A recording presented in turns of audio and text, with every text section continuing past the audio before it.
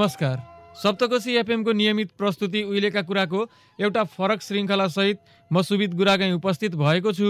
अबको आधा घण्टा म उबेलाको समय पहिलेका मान्छेको व्यवहार र सामाजिक वातावरणको चर्चा गर्नेछु।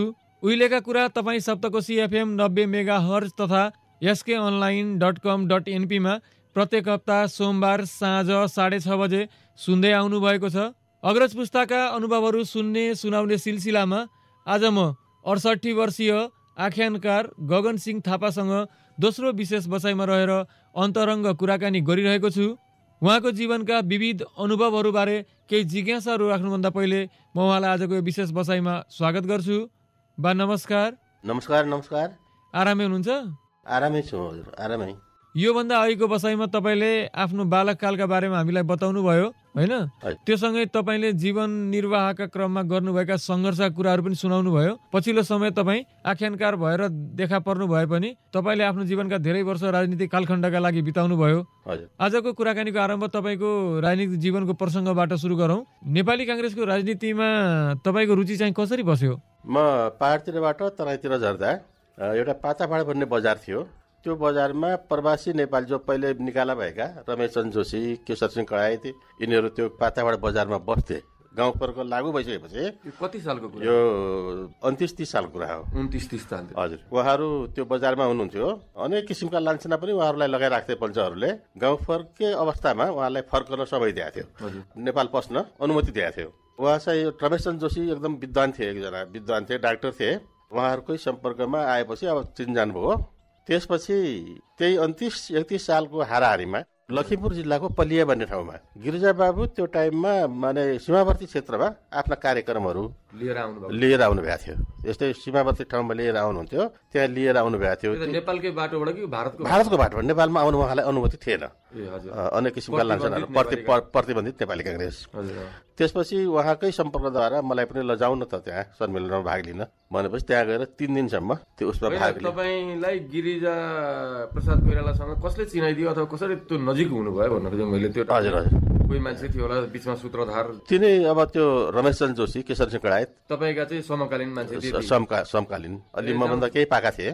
जाउँ गगन सिंह भनेर तपाईँलाई पनि? मलाई पनि जाउँ न भनेर। अब त्यहाँ त्यो समयमा त्यहाँका चेतनशील वर्ग भएका शिक्षकहरू नै थिए। म टिचिङ गर्थेँ त्यो टाइममा। अनि त्यहाँबाट म गएर त्यो सम्मेलनमा सेमिनारमा शिक्षक भएको नाताले हजुर अलिकति बुझ्दै जान्ने मान्छेलाई लानु पर्यो। त्यही कारणले उहाँहरूले मलाई लिएर आएछन्। त्यहीबाट म त्यही उसबाट प्रेरित भएर गिरिजा बाबुकै हातबाट सदस्यता लिएको थिएँ। पहिलोचोटि तपाईँ गिरिजा प्रसाद कोइरालाको नजिक पुग्नु भयो? नजिक पुगे। त्यसरी नेपाली काङ्ग्रेसको सदस्यता काट्नुभयो कि त्यो दिनदेखि अब हामी काङ्ग्रेसमा हिँड्ने हो भन्ने? सदस्यता त्यसैमा 4 आने सदस्यता दिन्थ्यो। 4 आना 25 पैसामा? 25 पैसाको सदस्यता दिन्थ्यो। त्यो 25 पैसाको सदस्यताको काम पुरा गरे कि गरेन, त्यो बराबर भयो कि भएन भने अनि 50 पैसाको सदस्यता दिन्थ्यो फेरि।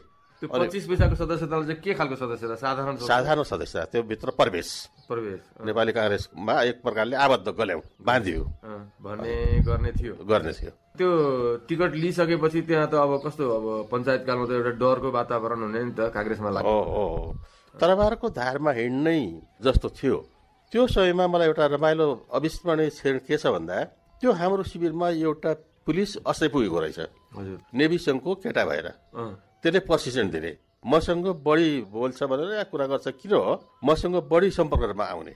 नेभी सङ्घको केटा भएर पुलिसको असै भनेको पहिली काङ्ग्रेसकै मान्छे थियो र त्यो पुलिस भएको थियो कि पुलिस भएर जासुस भएर नेभी सङ्घको? पहिले काङ्ग्रेसको नेभी सङ्घमा काम गरेको रहेछ भनौँ न, के प्रोत्साहित रहेछ। उसले यदि नेपाली काङ्ग्रेसको इतिहासलाई अध्ययन नगरेको भए त ऊ त्यहाँ प्रस्तुत हुन सक्ने थिएन। ऊ क्लास लिन्थ्यो। पुलिस भएर पनि? पुलिस भन्ने त थाहा थिएन। पुलिस भनेर हामी कहाँ गएन नि त।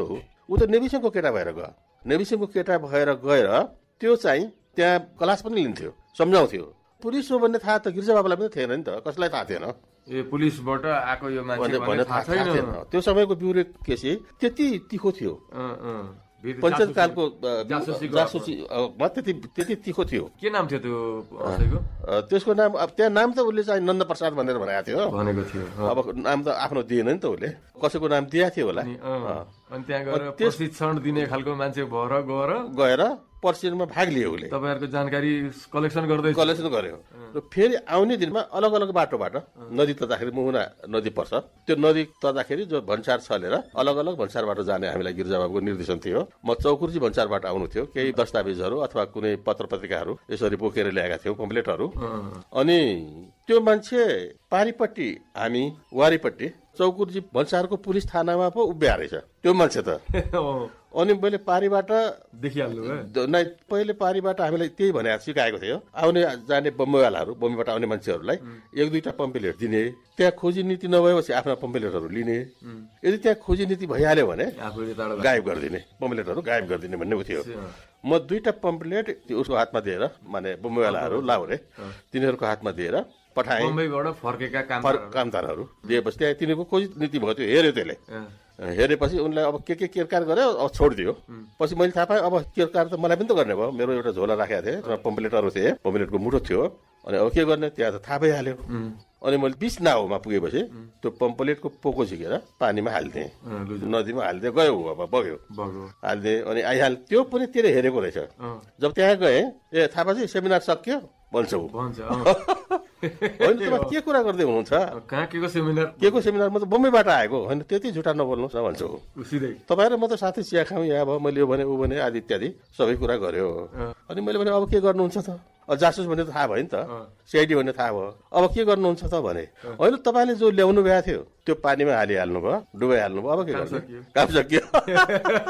त्यो पनि देखाएर त्यसले, माने मैले एउटा रमाइलो क्षण भन्नु खोजेको कुरा हो। यो कुन शिक्षकहरू त्यहाँ सेमिनारमा भाग लिएका रहेछन् भनेर जाँच्न पञ्चहरूले पठाएका रहेछन्। त्यो पनि भयो, अथवा पुलिसले आफ्नै तर्फबाट पनि त्यतिसम्म चाहिँ संयन्त्र विकास गरेको थियो कि कहाँ के गतिविधि गर्छन् उनीहरूकै नजरमा हुन्थ्यो। हजुर, बनारसबाट बीपीले नेपालको कुनै कार्यकर्तालाई पठाएको चिठी पनि फलानालाई फलाना बाटोबाट पठायो भनेर उनीहरूले जानकारी राख्दथे त्यो बेला। त्यतिसम्म सशक्त थियो नेपालको पुलिस। हजुर, अब अहिले त त्यति थियो। अबको ब्युरोक्रेसी चाहिँ, अबको गुप्तचर चाहिँ छैन। प्रहरीहरूले अरू दुःख दिएको, समातेको, त्यसपछि जनताहरूलाई गोलीहरू हानेर मारेको ओरेको यस्तो के घटनाहरू छ? घटनाहरू त्यहाँ लम्की काण्ड भए, जसलाई त्यो जनताहरूलाई बसेका सुकुम्बासीहरूलाई सार्दाखेरि उनीहरूले बल प्रयोग गरे। कति सालको कुरा? 34-35 सालतिरको कुरा हो। हात्तीले आएर, सेनाले आएर मान्छेका घरहरू जबरजस्ती भत्काए, आगो लगाए। त्यसको विरोध गर्नु, खुलेर विरोध गर्नु त गाह्रो थियो। भित्रभित्र हाम्रा साथीका जमातले विरोध गरेका थियो। अनि त्यही विरोधको क्रममा पहिले पञ्चहरूले हामी बसाउँछौँ भनेर एक थरी पञ्चले इतर पञ्च र भित्र पञ्च भन्थे, अथवा उदारवादी र अनुदारवादी पञ्च भन्थे। त्यो टाइममा उदारवादी पञ्च केही हामी प्रति सकारात्मक थिए, अनुदारवादी पञ्च कडा थिए। अनि उनीहरूले एक थरी पञ्चले उनीहरूको पैसा सैसा लिएर तिम्रो बसोबास कायम गराउँछौ भनेर लिएर खाइदिए, तर कायम गराउन सकेन। पछि त्यो माने चाहिँ के अरे बसोबास त्यहाँ गएपछि भगवान दास भन्ने एउटा प्रशासक थिए, यिनीहरू अञ्चलाधीश सिडिओ यिनीहरू को गएर तिमीले उठ्नै पर्छ भन्ने कुरा राखे। ती पञ्चहरूलाई पनि बोलाए, जो पञ्चले पहिला पैसा लिएका थिए सुकुम्बासीहरूबाट। लिएपछि मालजुल भन्ने ठाउँमा ती मान्छेको भेला भयो।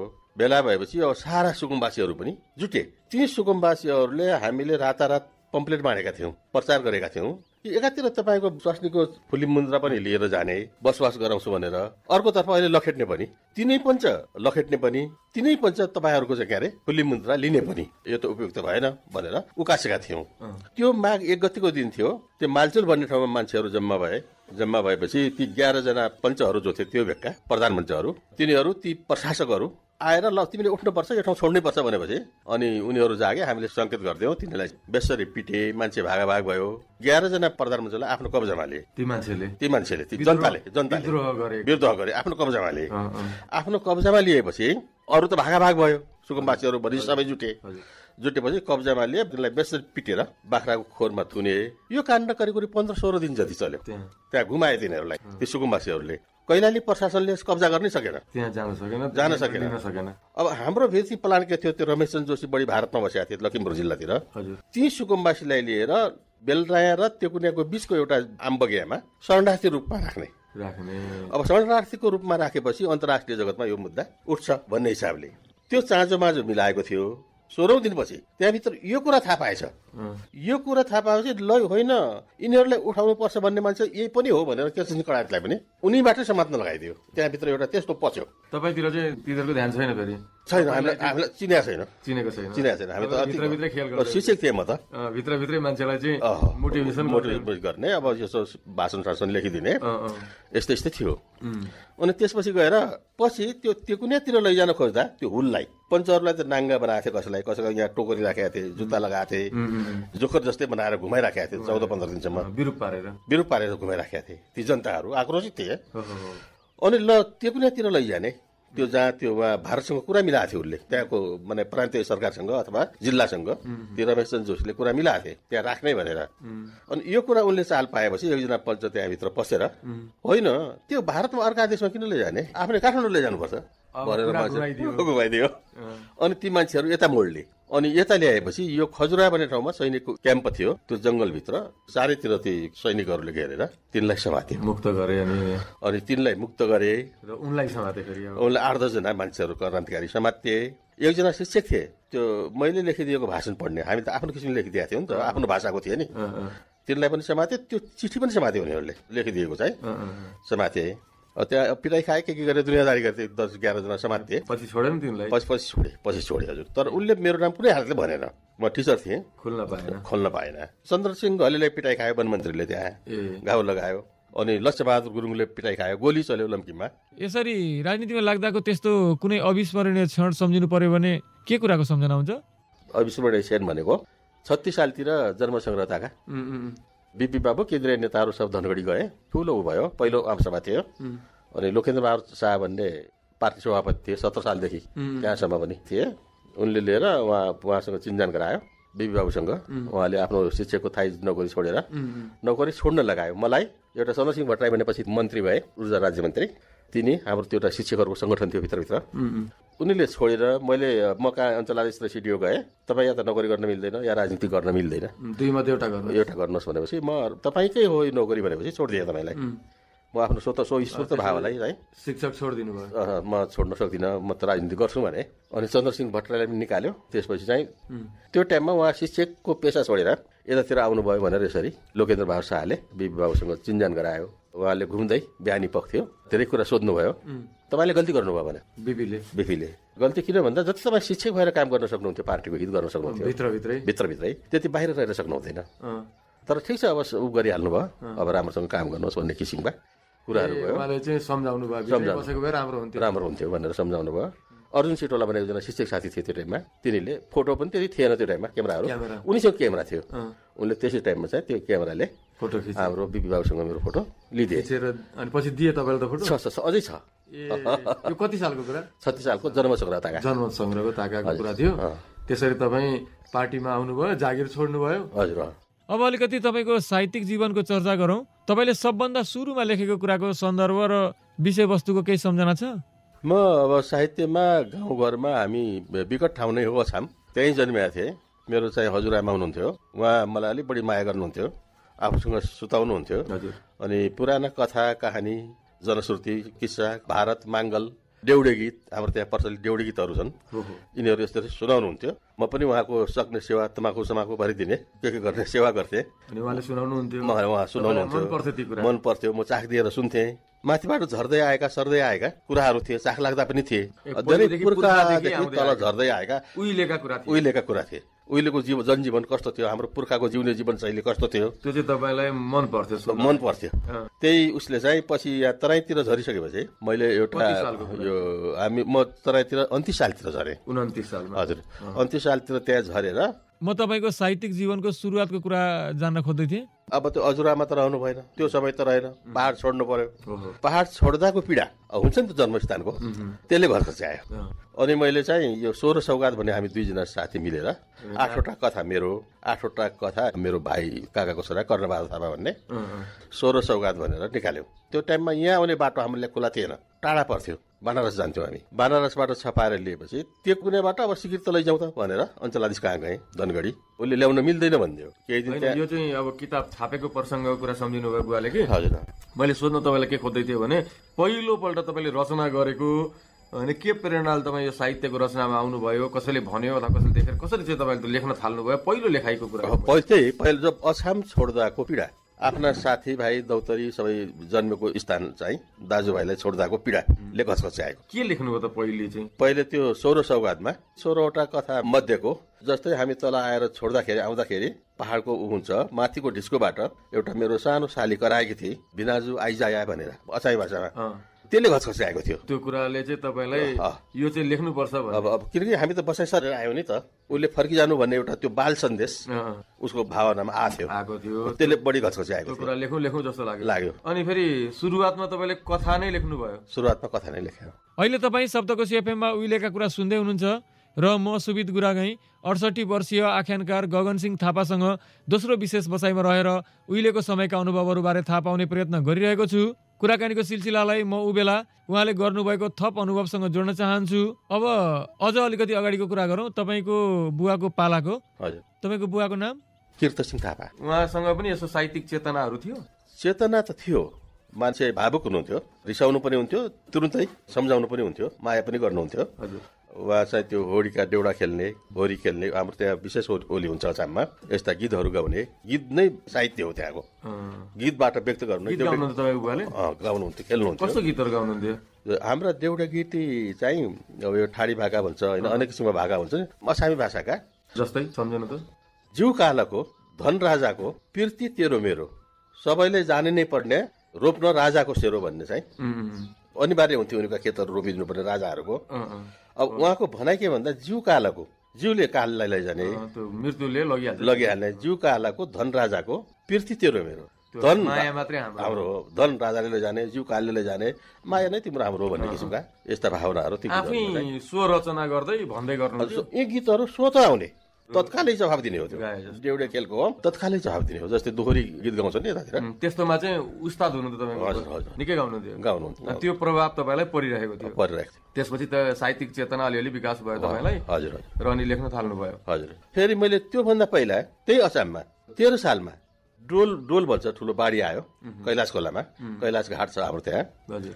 अनि त्यो डोल आएपछि हाम्रो त्यो खेतको त्यो बाढी त्यो बाढी आएपछि त्यसै आसपासका खेतहरू पुरे सब बगाएर थियो। त्यही समयमा मैले त्यहाँ एउटा त्यो टाइममा सवाई भन्थे, किनकि त्यो समयमा हामी भोटेको सवाई पढ्थ्यौँ।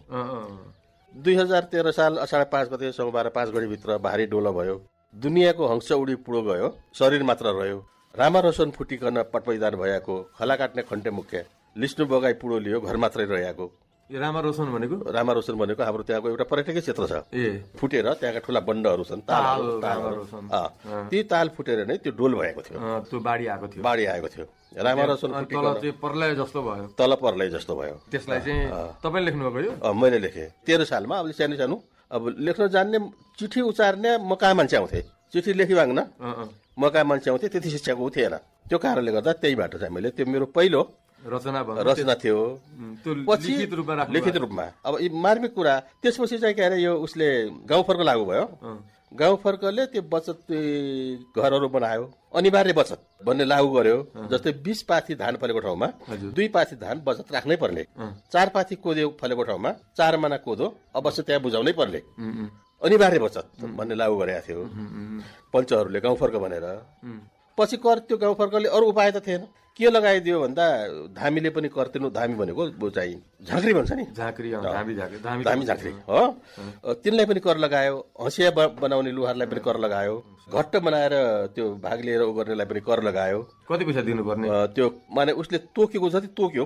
कति तोक्यो? रेडियोको पनि कर थियो, रेडियो बजाउँदा कर तिर्नु पर्थ्यो। तर प्राय रेडियो त कमै हुँदैन थिए, कुनै कहाँ हुन्थे। अनि त्यहाँबाट मैले सुरुमा त्यहाँ के भनिदिएँ भन्नुहुन्छ भने, एउटा कविता बना जस्तै, घाटघट्ट कोलको दोकानीहरूको सुनार लोहार कामीको, बाँकी नरही कदापि निरन्तर भरि रकम लाग्यो धामीको। घाटघट्ट कोलको सुनार लोहार कामीको सबैलाई बाँकी नरही कदापि निरन्तर भरि रकम लाग्यो धामीको। सबैलाई कसैलाई बाँकी छोडेन। ती धामीले टुपी काट्न पनि बाध्य भए, किनकि त्यो 10 रुपियाँ उनीको लागि चाहिँ अहिलेको चाहिँ 10,000 हुन्थ्यो। टुपी किन काट्ने? टुपी धामीका ऊ हुन्थे यस्तो लटा पालेका हुन्थे नि त्यस्तो देखो कि कर लिहाल्ने अनि टुपी काटेर सामान्य मान्छे जस्तो भएपछि नलाग्ने भयो कर जोगाउनको लागि आफ्नो स्वरूप चाहिँ परिवर्तन लगाएका सुन निकाले बाला निकाले अनि काम धामीको जस्तो गरे पनि स्वरूप चाहिँ त्यस्तो नदेखाउने भयो त्यो 10 रुपियाँ तिर्नाको लागि बचाउनको लागि तिनी बन भागे यहीबाट मैले यी प्रेरणा पाएको थिएँ यी यस्ता घटनाहरूले चाहिँ तपाईँलाई साहित्य आएको थियो अब ती गरिब बिचराहरू पाउँदैनथे उनी त्यो 10 रुपियाँ भनेको अहिलेको त 10,000 हुन्थ्यो त्यो समयको किन भन्दा 2.5 रुपियाँ धार्ने त मैले नै मासु किनेको छौँ धार्ने भन्नाले 2.5 किलो हो त्यो कारणले मान्छेको स्थिति त्यो थियो खाना पाउँदैन त्यो माने त्यसको 42 शेरमा घर कर तिर्नाको लागि त विदेशिनु पर्थ्यो नि बम्बई जानु पर्थ्यो त्यो घर कर तिर्नाको लागि 42 शेरमा तिर्नाको लागि नतिरी सुख पाइने हो क्या भात खाएको बाली भन्ने गीत छ त्यो गीत पनि तपाईले लेख्नु हो यो गीत त आफै गीत छ के छ रे शब्द नतिरी सुख पाइने हो क्या भात खाएको बाली खेत बनाएपछि त खेतकोबाट भात खाए नि त भात खाएको बाली त तिर्नु पर्यो भन्ने त्यो धारणा गीतैमा छ त्यो कस्तो लयमा कसरी गाउँछन् त्यसलाई त अलिक भन्न गर्नु अब यो नतिरी सुख पाइने हो क्या भात खाएको बाली पनि देउडे भाषा पनि फाडी भाका पनि गाउँछन् मलाई त्यति लय आउँदैन लयमा चाहिँ त्यति ध्यान दिएन शब्द माने त्यसको व्याख्या त्यसरी यति अन्याय थियो दही खाने दर्नाली राजा भैँसा सुतारीका कोही छैन बाबुका छोरा सबै मुतारीका यो ऐतिहासिक गीत छ यस्ता किसिमका इतिहासको यो कति उनीहरूको ताडना यातना थियो भन्ने त्यहाँबाट सुतार भन्ने गाउँबाट दर्नाको कोटमा तातो दुध आउनु पर्ने यदि त्यो तातो दुध त्यहाँ नपुगेपछि तैँले दुध चिसो बनाएर किन ल्याइ भनेर कोरा खानु पर्ने थुनिनु पर्ने दही खाने दर्नाली राजा भैँसा सुतारीका कोही छैन बाबु सुतार भनेको एउटा गाउँ सुतार गाउँको मान्छेको भैँसी पाल्ने भनेको भैँसी उनीहरूको हुन्थ्यो त दही चाहिँ दर्नाली राजाले उसलाई नदिएर नहुने लगिहाल्थे खाना पाउने थिएनन् बिचराहरूले थिएन त्यो कारणले गर्दा अर्को लाइन के थियो दही खाने दर्नाली राजा भैँसा सुतारीका कोही छैन बाबुका छोरा सबै मुतारीका त्यो गाउँमा राजा गएपछि मुतारीका भनेको सबै आमाका त्यो गाउँमा राजा गयो भने राजा जस्तै खुला रागो जस्तै जसको घरमा मन लाग्यो जसको छोरी चेली बुहारी अथवा स्वास्नी मन पर्यो उसै कहाँ सुत्ने हो अनि राजा भन्ने कस्तो राजा यो राजै हुन्थ्यो माने 2224 राजा यतातिर 24 राजा पूर्वतिर हाम्रो उतातिर पश्चिमतिर चाहिँ 22 राजा तपाईले यो चाहिँ आफ्नो पुर्खाको पालाको कुरा गर्नु भएको हजुर तपाईको पालाको त होइन पुर्खाको केही अंश त हामीले देख्यौं अनि 22 सम्झना त छ तपाईले कसरी भेटाउने त त्यो होइन 2224 यो हाम्रो देवेन्द्र शाह त परिवर्तन आउँदैसम्म नि 1800 भत्ता खान्थ्यो राजा रजौटा भनौँ हैन अब माने राजा बुरेटाकुरे भन्छ उनीको अंश अब देवेन्द्र शाहका बाजेहरूले टेकबहादुरले गोर्खाली बहादुर शाहलाई तुरुन्तै आत्मसमर्पण गर्यो अनि दर्नामा उनले चाहिँ आत्मसमर्पण गर्ने मान्छेलाई त सम्मान दियो नि अमाल राखिदियो यो त्यतिको लडाई गर्नेलाई चाहिँ सजाय दियो तर समर्पण गर्ने राज्यको स्वीकार गर्ने बित्तिकै उसको मातहतमा उसले सुविधा दियो उसको कजाई दियो कजाई भनेको जो काजी भन्छन् नि उसलाई यति क्षेत्रको कजाई गरेर खानु हजुर यति क्षेत्रको तैँले राज्य गरेर आफूलाई सिर्तो तिर्ने गरे आफ्नो मातहतमा खानु भने जे मजमस्ती गर्न मन लाग्छ गर भने चाहिँ त्यस्ता ती खालका छुट पाएका मान्छेहरू साँडे जस्तो गाउँमा जुन बाली चर्न मन लाग्छ चर्थे जहाँ कसैले नाइ नास्ति गर्न मिल्दैन हुन्न भन्नु नै उसले मृत्युको मुखमा चाहिँ त्यसले त सामाजिक किसिमको त एउटा ठुलै विकृति जस्तो उत्पन्न गर्थ्यो हैन कसका छोराको कसका नातिको है जोसँग पनि अब जसका राम्रा चेलीबेटी देखे त्यहीसँग अब पछि यसले त एउटा सामाजिक समस्या उत्पन्न गर्दैन थियो त गरे नि त अब दही खाने दर्नाली राजा भैँसा सुतारीका कोही छैन बाबुका छोरा सबै मुतारीका ऊ मुतारीका बाबुको छोरा त भएन नि बाबुको नाम छैन आमाका नाम बाबुको छोरा हो बा त्यो राजाको छोरा हो त्यो छुट्टिएन नि त अर्काका श्रीमतीसँग पनि मन लाग्यो भने गइदिन्थे अनि नाम चाहिँ अब अर्कैको हुन्थ्यो छोराहरू चाहिँ राजाका होलान् भनौँ न बिउ चाहिँ राजाका अनि ती सन्तान चाहिँ उसलाई छुट थियो राजालाई छुट हुन्थ्यो त्यसैमा माने यो आफू खुसी गर्न किनकि उनी भगवानले हामी ईश्वरले शक्ति छ ईश्वरले शासन गरेर पठाएका हुन् भन्ने प्रत्येक राज्यमा एउटा रूपसे पानी भन्ने छ रूपसे नाउला भन्ने छ ती रूपसे पानीमा रूपसे नाउलामा राजाका परिवारले नुहाउन धुन हुने अरू गएर उसले चाहिँ नुहाउन धुन नहुने अरूले नुहाएपछि कुष्ठ रोग लाग्छ राजाका सन्तानले धोएपछि बडा राम्रा हिष्टपुष्ट हुन्छन् भन्ने त्यो पारेको थियो धारा पानी पँधेरा समेतमा यी भेदभाव थिए बुवा अब अलिकति तपाईँहरूको वंशको उत्पत्तिको यो वंशलताको कुरा गरौँ होइन। थापा थर चाहिँ कसरी हुन पुग्यो भन्ने कुरामा तपाईँको के अध्ययन छ अलिकति त्यो बताइदिनु। हजुर, हामी भरद्वाज ऋषिका सन्तान हौ। हाम्रो गोत्र भरद्वाज हो अनि ऋग्वेदका ऋषिहरूको रक्षा गर्ने काम भरद्वाज ऋषिका सन्तानबाट भयो। अनि हाम्रा पुर्खाहरूले धेरै ठाउँमा पहिले राज्य चलाए अनि हाम्रो उसमा चाहिँ थापी राजा भए, आपी राजा भए, न्याय दिए के भने हाम्रो सुपकारमा, सुपकार भनेको वंशावलीमा चाहिँ त्यो वंशावलीलाई के भन्छ? सुपकार भन्छ। सुपकारमा चाहिँ बनाइएको लिखित छ। पहिला त लिखित थिएन, ती सर्दै आएका कुराहरू थिए। पछि आएर लिखित योगी नरहरिनाथले, यिनी योगी नरहरिनाथ पनि थापा थिए। पहिला वास्तविक नाम चाहिँ बलवीर थापा। बलवीर थापा थियो। कहाँ? हाम्रै गाउँको, हाम्रै नजिकै गोतियार नै पर्छन्। ऋषिन थापा नै हुन्। हामी ऋषिन थापा भन्छन् हामीलाई। ऋषिका सेना, ऋग्वेदको रक्षा गर्ने भ्या हुनाले ऋषिन भन्छन्। ऋषिने थापा। हाम्रो ऋषिन कोट छ, त्यसको तल दर्ना कोट छ। त्यसैले हामीलाई अब त्यो ठाउँ ठाउँमा कोट, श्रीकोट, डाँफेकोट, ऋषिन कोट, पञ्चपुरी पाटन कोट भनेर ठाउँ ठाउँमा कोटहरू छन्। योगी नरहरिनाथ चाहिँ तपाईँहरूको सगोत्री थिए। अनि उनका सन्तान अझै पनि छन्। हाम्रो आवागमन हुन्छ। थापा भन्ने नाम चाहिँ कसरी रह्यो? थापा पछि मैले अघि नै भने नि, जसको बल उसको ढल, जसको बढी फौज भयो उसले अर्कोलाई चाहिँ नासिदिन्थ्यो। अनि यसमा उनले के जोड दिए भन्दा पछि थापा हुनको कारणले त्यसपछिमा कुरा के चल्यो भन्दा त्यो थापा हाम्रा एउटा राजाको दरबारमा चोरी भयो, रानी समेत चोरी भइन्। के चोरी भयो? यो रानी चाहिँ कसरी चोरी हुने भनेर त्यो चोरहरू गएर त्यो सुनको खटियाईबाट, सुनको खटियाई समेत चाहिँ पलङ समेत नै चोरहरूले बोकेर लगे। अनि रानी चिच्याएन नि र त्यसरी? अब नचिचेन के गर्यो होला, मुख थुने होला। रानीलाई समेत अपहरण गरे, सामान पनि चोर्यो। अनि यो चोरलाई पत्ता लगाउने, यो पुरस्कार दिने भन्ने घोषणा गर्यो त्यो राजाले। को राजा भन्ने चाहिँ नाम चाहिँ छैन, धेरै पहिलेको कुरा हो। अनि त्यसपछि त्यो हाम्रा पुर्खाले त्यसलाई समातेछ, बहादुरीपूर्वक पत्ता लगाए, समातेछन्। रानीलाई पनि फिर्ता ल्याए, फिर्ता ल्याए। अनि रानीलाई त्यहाँ छोडिदिए। त्यो चोरलाई त मार्नै पर्थ्यो, नभए उनी मार्थे नि। त्यो टाइममा त मार्नु समय अरू उपाय थिएन। अनि त्यो नाक कान काटेर आफ्नो थैलीमा राखेछन् चोरको मारेर। अनि पछि जब त्यो चोर मारेको कुरा भयो, त्यहाँ त्यो सभा बस्यो। कसले मारेको भन्दा मैले मारेको भनेर आफू पुरस्कृत होला, जो पनि गए। त्यसमा जसले मारेको छ नाक कान छैन, उसँग नाक कान छ चोरका, ल्याऊ भनेपछि अब हाम्रो बाजेले फुत्त निकालेपछि उनले अरूको दिनको सट्टा तपाईँले चोर आएको थाहा पाउनुभयो। किनकि हाम्रो बाजे त एक प्रकारका राजा थिए, राज्य चलाएका थिए। तपाईँको जात आजबाट थापा भयो, तपाईँहरूको सन्तान चाहिँ थापा भयो, थाहा पाउनु भएकोले भनेर यसरी। पछि अगाडि चाहिँ के थियो तपाईँको? सेन अनि चाहिने वर्म यस्ता लेख्थे। हजुर, त्यो घटना पछि चाहिँ छेत्री, थापा छेत्री, थापा पछि चाहिँ थापा भए। त्यसपछि थाहा भयो। यो अनि क्षेत्रीय वंशको कुरा गर्दाखेरि 4 थरी काजी हुन्छन् भन्थे नि, त्यो एउटा थापा, बस्नेत, कुँवर। हजुर। अनि तपाईँहरू पनि त्यो काजी 4 काजी मध्येको एउटा होइन? हो, 4 काजी मध्येको एउटा। कुन काजीहरू? अब थापा भए, बस्नेत भए, कुँवर भए, विष्ट पनि भए। हो, यिनी 4 थरी काजी जो पहिला त्यो किसिमका लडाकु थिए, राज्य गरेका थिए, शासन चलाएका थिए। अमरसिंहहरूको पालामा जो लडाकु थिए, धर्मको रक्षा गरेका थिए। ती अमरसिंह थापाहरू, यो भीमसेन थापाहरू तपाईँहरूकै वंशीय गोत्रीयहरू पछि बितारै गएर वंश बद्यालेका छन्। त्यो राजा महाराजाहरूको डरले, जस्तै राजा वीरेन्द्र पृथ्वीनारायण शाह पनि भरद्वाज गोत्रका थिए। पछि त्यो थापालाई मारेर आफ्नो राज्य विस्तार गर्नुपर्ने भए हुनाले उनले गोत्र बदले। त्यसपछि अर्कै गोत्र लेख्छन्। गोत्र बदलिन पनि पाइन्थ्यो? त्यो त राजा महाराजाहरूको इच्छा हुन्थ्यो, जातै दिन पाउँथे, जातै बकस हुन्थ्यो। अब हाम्रो थापा जात बकस भयो नि त। हो, त्यस्तै डोटीमा अहिले पनि ढाँट, चोर, ठग यी जाति छन्।